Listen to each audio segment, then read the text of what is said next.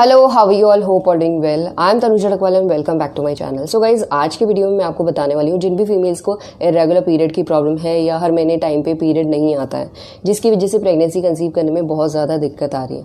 तो गाइज, आज का वीडियो आप ही लोगों के लिए, क्योंकि इस वीडियो में मैं आपको बताऊंगी इरेगुलर पीरियड्स में पीरियड आने के बाद कब फीमेल को रिलेशन में रहना चाहिए, जिससे फीमेल्स के प्रेगनेंसी कंसीव करने के चांसेस बहुत ज़्यादा बढ़ जाते हैं। पीरियड के बाद ऐसे कौन से दिन हैं, अगर इन दिनों फीमेल संबंध में रहती है तो फीमेल को 100% प्रेगनेंसी कंसीव हो सकती है इरेगुलर पीरियड के केस में। बिकॉज इरेगुलर पीरियड के केस में क्या होता है, फीमेल का ओव्यूलेशन टाइम पे नहीं होता, ओव्यूलेशन का पता नहीं चल पाता, जिसकी वजह से काफ़ी फीमेल्स ऐसी हैं जिन्हें प्रेगनेंसी कंसीव करने में दिक्कत आ रही है बिकॉज ऑफ इरेगुलर पीरियड्स। और काफ़ी फीमेल्स तो ऐसी हैं जो इरेगुलर पीरियड्स में काफ़ी टाइम से ट्राई कर रही हैं बट पॉजिटिव रिजल्ट नहीं मिल पा रहा है, प्रेगनेंसी कंसीव नहीं हो पा रही है।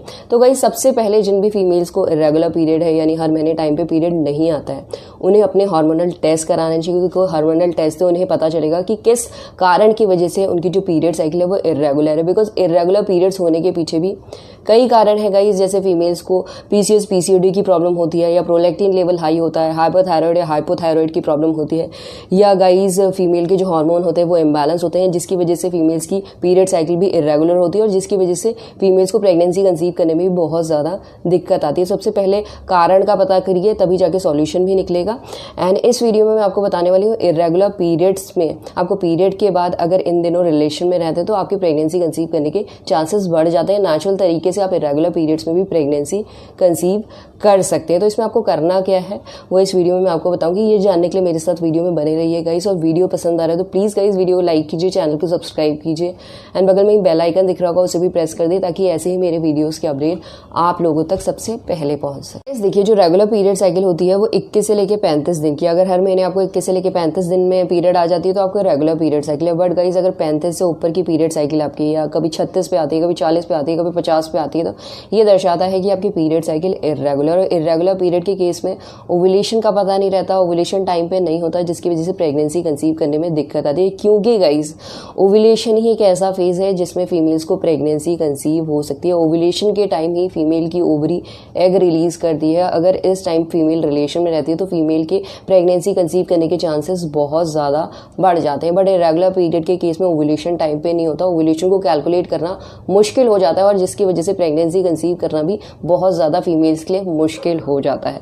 तो इरेगुलर पीरियड में आपको क्या करना है मैं बताती हूँ, बट उससे पहले आप ये समझिए, जो मेंस्ट्रुएशन साइकिल होती है, जो ओव्यूलेटरी फेज होता है मेंस्ट्रुएशन साइकिल का, वो मिड में होता है। यानी आपकी कोई भी साइकिल है तो उसके मिड में आपका ओव्यूलेशन होगा, और ओव्यूलेशन से जो पहले वाला फेज होता है उसे हम कहते हैं प्री ओव्यूलेटरी फेज, यानी ओव्यूलेशन से पहले वाला फेज। एंड ओव्यूलेशन के बाद वाले फेज को हम कहते हैं पोस्ट ओव्यूलेटरी फेज, यानी ओव्यूलेशन के बाद वाला फेज। जो ये बीच का फेज होता है यानी मिड साइकिल का फेज होता है, इसी टाइम पे फीमेल को प्रेगनेंसी कंसीव हो सकती है और यही बेस्ट टाइम होता है फीमेल के लिए प्रेगनेंसी कंसीव करने का। इसके अलावा पूरी मेंस्ट्रुएशन साइकिल में फीमेल्स को प्रेगनेंसी कंसीव नहीं हो सकती है। तो गाइस, आपको करना क्या है, रेगुलर पीरियड के केस में जैसे हर महीने आपको पीरियड्स टाइम पे तो आती नहीं होंगी हर महीने, आपको क्या करना है, लास्ट 6 महीने की अपनी पीरियड साइकिल को लेना है, लिखना है, नोट करना है डायरी में कि लास्ट 6 मंथ में आपको कौन सी डेट को पीरियड आई है, और उसमें से आपको सबसे छोटी वाली पीरियड साइकिल को नोट करना है और सबसे लंबी वाली पीरियड साइकिल को नोट करना है। फॉर एग्जाम्पल, हम लोग मानते हैं कि जो सबसे छोटी आपकी साइकिल है वो आपको 35 दिन में आया है, तो 35 में से आपको माइनस करना है 14। अब 14 ही क्यों माइनस करना है आप सोचेंगे, क्योंकि 14 इसलिए माइनस करना है गाइज, जो पोस्ट ओव्यूलेटरी फेज होता है यानी ओव्यूलेशन के बाद वाला फेज होता है वो 14 दिन का होता है, फिक्स रहता है। 14 दिन के बाद, ओव्यूलेशन के 14 दिन के बाद हर फीमेल को पीरियड आ जाता है, चाहे फीमेल्स की पीरियड साइकिल रेगुलर हो या इरेगुलर। इरेगुलर के केस में भी ये जो फेज है वो फिक्स रहता है 14 दिन का, इसीलिए आपको 35 में से 14 को माइनस करना है। ये सबसे छोटी साइकिल में से माइनस करना है, तो हमने माइनस किया तो आया 21। अब फॉर एग्जाम्पल हम लेते हैं कि आपकी जो सबसे लंबी साइकिल है वो है 45 डेज की, तो 45 डेज को भी अगेन 14 से माइनस करना है। क्यों माइनस करना है, होप करती हूँ आपको समझ आ गया होगा। जब 45 में से आप 14 को माइनस करेंगे तो 31 आएगा, तो 2 नंबर आपके पास हो जाते हैं 21 एंड 31। आपको करना क्या है, 21 से लेके 31 के बीच ऑल्टरनेट डेज रिलेशन में रहना है, जिससे इरेगुलर पीरियड के केस में भी फीमेल्स के प्रेगनेंसी कंसीव करने के चांसेस बढ़ जाते हैं। बट मैं अपने एक्सपीरियंस के अकॉर्डिंग यहाँ पे आपको एक बात और बोलना चाहूँगी, ये तो मैंने आपको नंबर्स कैलकुलेट करके बताया है, 21 से लेके 31 तक आपको रहना है। But for the safer side आप 21 जो आपकी डेट आई है उससे 2-3 दिन पहले, यानी आप 17वीं जो आपकी पीरियड 17वां दिन है जो पीरियड का, उससे रिलेशन में रहिए और 35 डेज तक, यानी आपको 17 to 35 डेज तक ऑल्टरनेट डेज पे रिलेशन में रहना है, जिससे 101% गाइस फीमेल्स को प्रेगनेंसी कंसीव हो सकती है इरेगुलर पीरियड्स के केस में भी। इसके अलावा इन दिनों, यानी जो ये दिन कैलकुलेट करके मैंने आपको बताया, इन दिनों फीमेल की बॉडी में कुछ साइंस भी होने लगते हैं जो दर्शाता है कि फीमेल्स का ओव्यूलेशन चल रहा है इरेगुलर पीरियड के केस में भी।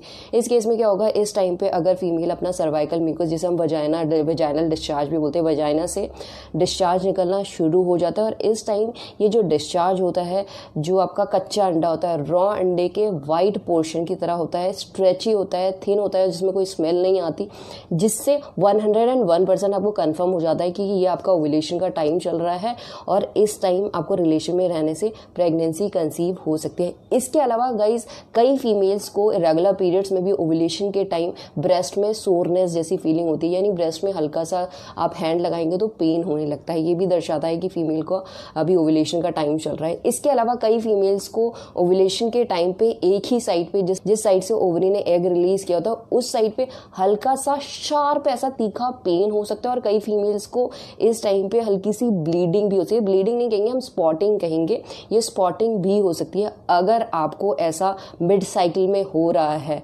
अपने पीरियड की मिड साइकिल में, तो वो दर्शाता है कि आपका ये ओव्यूलेशन का टाइम चल रहा है। और this is the best time अगर आपको प्रेगनेंसी कंसीव करनी है, तो इस टाइम के आपको ज़रूर संबंध में रहना चाहिए, जिससे रेगुलर पीरियड्स के केस में भी फीमेल्स के प्रेगनेंसी कंसीव करने के चांसेस बहुत ज़्यादा बढ़ जाते हैं। तो गाइज ये कुछ साइन है और कैलकुलेशन मैंने आपको बता दी है, जिससे 101% आप अपने ओव्यूलेशन को इरेगुलर पीरियड्स में भी बता सकते हैं और बहुत जल्द प्रेगनेंसी भी कंसीव कर सकते हैं गाइज। तो यही है आज का वीडियो। होप करती हूँ इस वीडियो से आपको पता चल गया होगा कि पीरियड के बाद इरेगुलर पीरियड्स में आपको कब संबंध में रहना है, जिससे फीमेल के प्रेगनेंसी कंसीव करने के चांसेस बहुत ज़्यादा बढ़ जाते हैं। तो गाइज यही आज का video and thanks for watching this video. Will see you soon in my next video. Till then bye.